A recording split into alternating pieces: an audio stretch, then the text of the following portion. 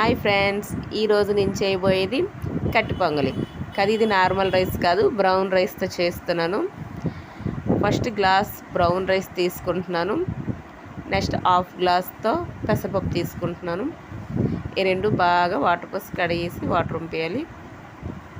చూడండి, బాగా కడిగేసుకున్నా. ఇప్పుడు ఏ గ్లాస్తో పప్పు బియ్యం తీసుకున్నామో అదే గ్లాస్తో 5 గ్లాసులు నీళ్ళు పోసుకోవాలి.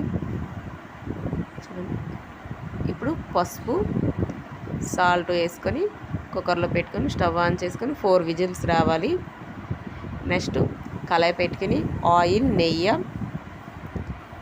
జీలకర్ర, అల్లం, పచ్చిమిర్చి, కరివేపాకు, జీడిపప్పు, మిరియాలు, ఎండుమిర్చి, ఇంగువ వేసుకొని బాగా ఫ్రై చేసుకోవాలి. బాగా ఫ్రై అయ్యాక ఇప్పుడు మనం ఉడకపెట్టుకుని రైస్లో ఇది వేసుకొని బాగా కలుపుకోవాలి. మన కట్టి పొంగల్ రెడీ. ఇది పల్లీ చట్నీతో తింటే చాలా బాగుంటుంది. ఈ డైటింగ్ చేసిన వాళ్ళకి బాగుంటుంది, వాళ్ళ కోసం ట్రై చేశాను.